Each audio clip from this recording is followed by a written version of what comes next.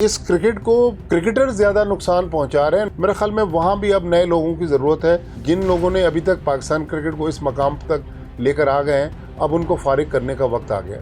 Babar Azam Quaid-e-Azam trophy नहीं खेलते, तो अब तो ये क्रिकेट बोर्ड पर लागू है ना कि जब आप 50 लाख रुपए बाबर आजम को भी महीने के दे रहे हैं, तो आप कहेंगे भाई आप जाओ जाके 4 डे क्रिकेट खेलो।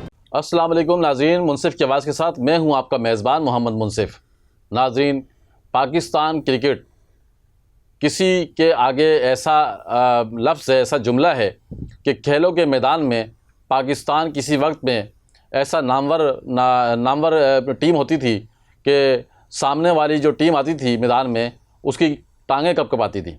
लेकिन हमने देखा कि वर्ल्ड चैम्पियन बनने के बावजूद उसके बाद भी काफ़ी टाइम तक पाकिस्तान ने हुक्मरानी की क्रिकेट की दुनिया में।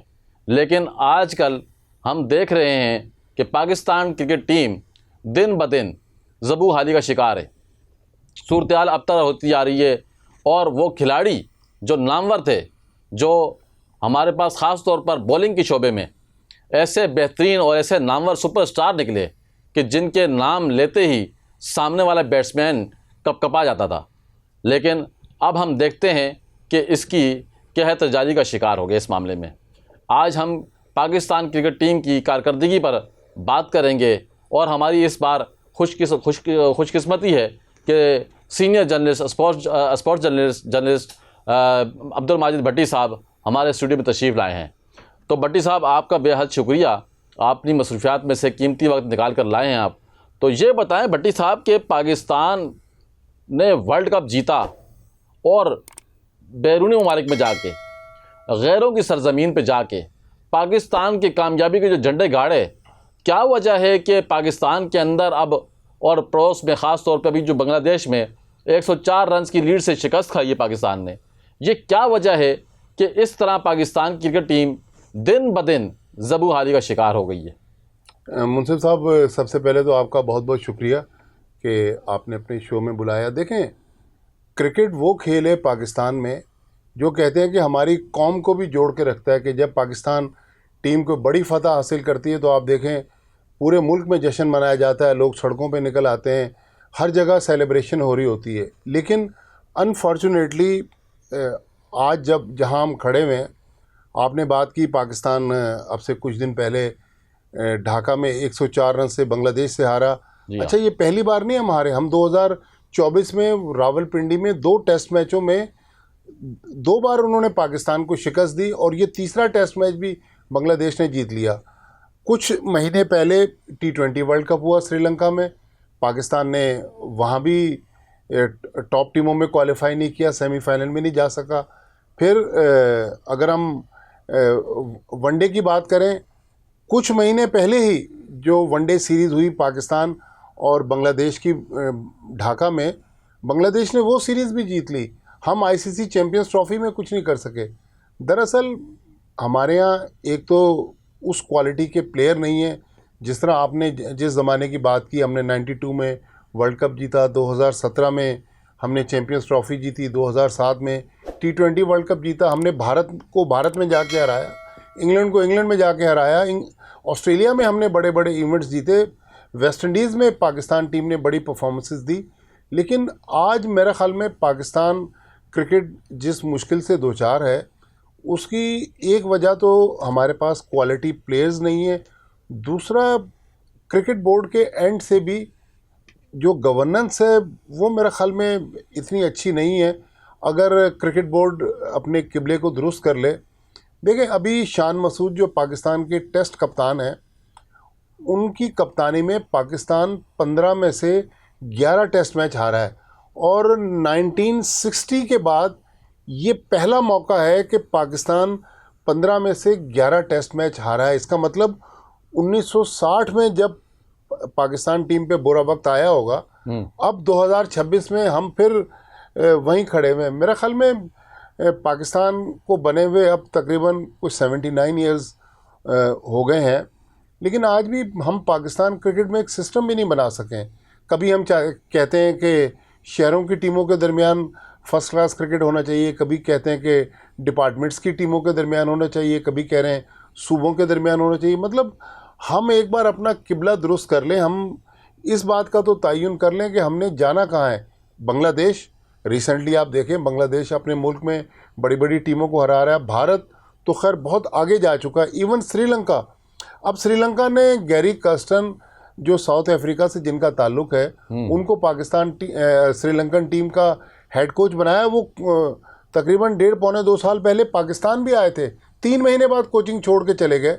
तो क्रिकेट बोर्ड को भी चाहिए, मोहसिन नकवी साहब अब 2 साल उनको भी हो गए, तो उनको चाहिए कि पाकिस्तान क्रिकेट की बेहतरी के लिए इकदाम करें और जो अच्छे लोग जो वाकई क्रिकेट के लिए सिंसियर हैं उनको लेकर आएँ, क्योंकि इस क्रिकेट को क्रिकेटर ज़्यादा नुकसान पहुंचा रहे हैं। नॉन क्रिकेटर तो देखें, उनकी, हम नॉन क्रिकेटर हैं लेकिन हम तो वो चीज़ बता सकते हैं जो हम ऑब्ज़र्व कर रहे हैं, लेकिन क्रिकेटर जो पाकिस्तान टीम के साथ, पाकिस्तान क्रिकेट के साथ जुड़े हुए हैं, मेरे ख्याल में वहाँ भी अब नए लोगों की ज़रूरत है। जिन लोगों ने अभी तक पाकिस्तान क्रिकेट को इस मकाम तक लेकर आ गए हैं, अब उनको फारिग करने का वक्त आ गया। ये बात तो आपने बहुत ज़बरदस्त की है कि जिन लोगों ने इस हाल तक पहुंचाया है टीम को, उनको बिल्कुल फारिग होना चाहिए, या तो वो आज खुद ही जो है कि रिज़ाइन दे के चले जाएं, मौका दें। उनसे वो इसलिए नहीं जाएंगे कि 50-50, 60-60 लाख रुपए इस दौर में किसको कहाँ मिलते हैं, तो वो 50-60 लाख रुपए कौन छोड़ने के लिए तैयार। ये बात तो आपकी दुरुस्त है भट्टी साहब, लेकिन वो लोग जो उनके ऊपर हाकिम हैं, जो चेक एंड बैलेंस रखने वाले वो अथॉरिटीज़ हैं, जिन्होंने उन लोगों को तैनात किया हुआ है, तो उनको चाहिए कम से कम नोटिस लें। हमने देखा है कि माजी में जिस तरह से स्पिन बॉलिंग का शोबा हो या फास्ट बॉलिंग का शोबा हो, हमारे पास नामवर बॉलर आते थे और बैट्समैन भी ऐसे क्लासिकल बैट्समैन आते थे जिनकी एक शॉट देखने के लिए हम देखते थे कि शारजा में शेख जो है वो तरसते थे और वो बड़ा एहतमाम करते थे। लेकिन अब जो है सूरत हाल ऐसी है कि हम ऐसे प्लेयर्स को लेकर आए हुए हैं जिनकी ना कोई क्लास है, जिनको ना कोई क्रिकेट की मालूमात तक नहीं है। मैं समझता हूँ उन लोगों के हाथ में बॉल और उन लोगों के हाथ में बैट दे दिया है, मैदान उनके हवाले कर दिया है। आपने तो इस शोबे की जो रिपोर्टिंग की है वो हमारे लिए भी काबिल फ़ख्र है कि आपने ना सिर्फ मैदान के अंदर खेलने वाले खिलाड़ियों को उनकी गलतियों पर, उनकी गलत हिकमत अमली को, उनकी गलत प्लानिंग को नोट किया, निशानदेही की, बल्कि मैदान से बाहर वो खिलाड़ी जो जिनकी खूबियाँ थी, जिनकी सलाहियतें थी, जिनको खेलना आता था, उनकी निशानदेही भी की और वो खेले भी, उन्होंने डिलीवर किया कौम के लिए, मुल्क के लिए, नाम पैदा किया, नाम दिया उन्होंने। लेकिन अब जो है क्या सूरत हाल है, क्या वजह है, हम PSL से बाहर नहीं निकलते। जितना एहतमाम हम देखते हैं क्रिकेट के लिए वो PSL पे लिए होता है। अच्छा, दूसरी बात ये है कि क्या ये सिर्फ जो है कि PCB का ही जिम्मेदारी है, या हमने माजी में जो इस मुल्क ने, इस शहर ने ख़ास तौर पर दहशतगर्दी की जो लहर भुगती है, दहशतगर्दी की वजह से पाकिस्तान के अंदर क्रिकेट ख़त्म होने को आ गई थी, क्या उसके असरात भी अभी तक आप देखते हैं, समझते हैं कि हैं अभी? देखिए, थोड़ा सा बिल्कुल दहशतगर्दी का वो जो 2009 में श्रीलंकन टीम पर अटैक हुआ और 10 साल तक पाकिस्तान में इंटरनेशनल क्रिकेट हुई, वो तो देखें थोड़ा सा उसका ज़रूर असर पड़ा, लेकिन ये अब एक्सक्यूज़ रहा नहीं। अब मैं मिसाल देता हूँ। अब आपने कहा PSL क्यों खेलना चाहते हैं क्रिकेटर्स, कि वो 20 ओवर की क्रिकेट है, जिस तरह आप किसी मूवी को देखने जाते हैं। जी जी। 3 घंटे की मूवी होती है, 3-3.5 घंटे आपको टोटल लगते हैं। तो ये T20 मैच भी 3-3.5 घंटे का वो एक मूवी की तरह है कि, लेकिन टेस्ट मैच आपको 5 घंटे खेलना है, वनडे मैच आपको 7-8 घंटे खेलना है। अब वो इसलिए प्रेफर कर रहे हैं कि एक तो T20 क्रिकेट में, PSL में पैसा बहुत ज़्यादा है। वो चाहते हैं कि अगर 3 घंटे का मैच खेलेंगे, हमारे कैरियर भी लंबे होंगे, पैसे भी ज़्यादा आएंगे। बॉलर को 4 ओवर करवाने हैं और बैट्समैन को 25, 30, 40 गेंदें खेलनी है। अब मैं आपको मिसाल दूं कि बाबर आजम आज पाकिस्तान के सबसे बड़े क्रिकेटर हैं। बाबर आजम जो हमारा फर्स्ट क्लास सिस्टम है, जिसको हम कायद-ए-आज़म ट्रॉफ़ी खेलते हैं, बाबर आजम कायद-ए-आज़म ट्रॉफ़ी नहीं खेलते। तो अब तो ये क्रिकेट बोर्ड पर लागू है ना कि जब आप 50 लाख रुपए बाबर आजम को भी महीने के सेंट्रल कॉन्ट्रैक्ट में तनख्वाह के तौर पे दे रहे हैं, तो आप कहेंगे भाई आप जाओ जाके 4 डे क्रिकेट खेलो। आप देखें, ये जो अभी रिसेंटली 2 लड़के आए, आज़ान उवैस सियालकोट से ताल्लुक़, उसने टेस्ट डेब्यू पे 100 किया, 21 साल का बच्चा था, उसको मौका ही नहीं मिल रहा था। फिर कराची का एक लड़का था अब्दुल्ला फजल, उसने जब डेब्यू किया इसी 104 रन वाले हार वाले मैच में अब्दुल्ला फजल ने दोनों इनिंग्स में 50 रन कर लिए। तो मतलब हमारे पास टैलेंट है, एक तो उस टैलेंट को परखने वाली आंख नहीं है हमारे पास, दूसरा नए लड़कों को खिलाते हुए डर रहे होते हैं कि यार मेरे दौर में अगर ये नया लड़का खेला, अगर ये कामयाब नहीं हुआ तो पाकिस्तान हार जाएगा। तो वो हर बंदा अपनी सीट बचा रहा है। मेरे ख्याल में हमारे पास टैलेंट है, उस टैलेंट को तराशने की, परखने की ज़रूरत है, उसको मौका देने की ज़रूरत है। अगर आप देखें हमारे पास अभी जो हम 104 रन से टेस्ट मैच आ रहे, हमारे जो बॉलर थे शाहीन शाह अफरीदी, मोहम्मद अब्बास या हसन अली, ये 135 की स्पीड से बॉलिंग शुरू करते थे और आखिर में 118 120 की स्पीड पे बॉलिंग कर रहे होते थे। उसके मुकाबले में बांग्लादेश के नाहिद राना, जिसने दूसरी इनिंग्स में 5 आउट किए, और पाकिस्तान के बैट्समैनों को समझ ही नहीं आ रही थी, वो इतनी स्पीड से गेंद कर रहे थे। बिल्कुल सही। हमारे पास भी एक बच्चा है जिसका नाम है अली रज़ा, पाकिस्तान अंडर 19 से खेला और उसने वहाँ इंडिया के ख़िलाफ़ अभी जो हम एशिया कप का फाइनल जीते, जी जी, तो अली रज़ा उस टीम का भी मेंबर था। भाई अली रज़ा को आप टीम के साथ रखे, ग्रूम तो करें ना। तो नए लड़कों को हम प्रॉपर चांस दे नहीं रहे। मेरे ख्याल में जब हमारे लड़के, पुराने लड़कों की मैं बात कर रहा हूँ, शाहीन, हसन अली और मोहम्मद अब्बास, 130 135 कोई स्पीड नहीं है, 150 की स्पीड से जब गेंद निकलती है तो बैट्समैन भी हिल जाता है। तो अली रज़ा को ग्रूम करें। और हमारे पास PSL में 2-3 लड़के थे, तो मेरे ख्याल में अब वक्त आ गया कि अब नए खून की तरफ जाएं। ये मैं नहीं कह रहा कि पूरी टीम चेंज कर दें। हाँ, वो लड़के जो वाकई पाकिस्तान क्रिकेट को आगे ले जाने की सलाहियत रखते हैं, उनमें टैलेंट है, उनको मौका मिलना चाहिए, क्योंकि बार बार आजमूदा लड़कों को मौका देना, मेरे ख्याल में अब ये पाकिस्तान क्रिकेट इस तरह आगे जा नहीं सकती।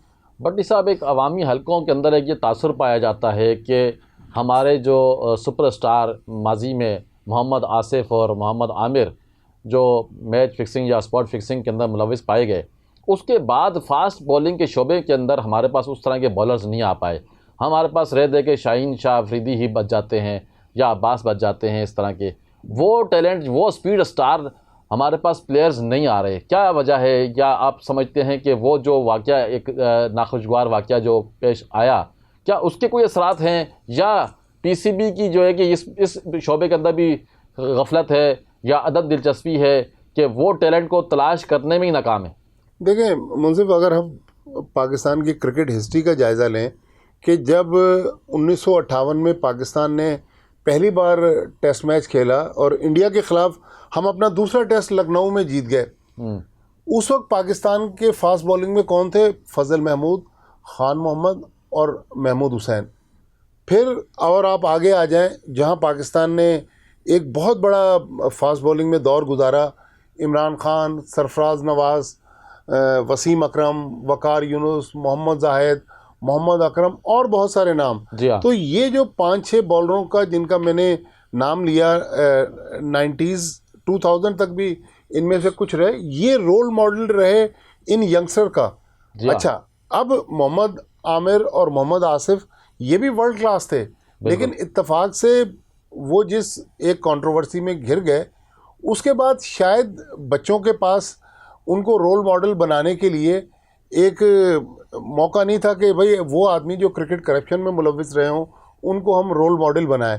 तो मेरे ख्याल में आप देखें, इंडिया के पास विराट कोहली या महेंद्र सिंह धोनी के बाद अब लाइन लगी हुई है बैट्समैनों की, उनके पास वो रोल मॉडल थे जिनको उन्होंने अपना रोल मॉडल बनाकर अपने क्रिकेट को आगे बनाया। आज हमारे पास वो रोल मॉडल नहीं है जिनको देखकर हमारी क्रिकेट आगे जाए। लेकिन पाकिस्तान की क्रिकेट आज भी मैं दावे से कह सकता हूँ कि इतनी बुरी क्रिकेट नहीं है जितने बुरे हम नताइज दे रहे हैं। मेरे ख्याल में अगर हम अच्छे लोगों को पाकिस्तान क्रिकेट में लेकर आएँ और टैलेंटेड लड़कों को पाकिस्तान क्रिकेट टीम में मौका दें और उनको बता दिया जाए कि भाई देखें, आपको 2 मैचों के बाद टीम से नहीं निकाला जाएगा, आपको ये 10 मैच देने और इन 10 मैचों में आपने डिलीवर करके देना है।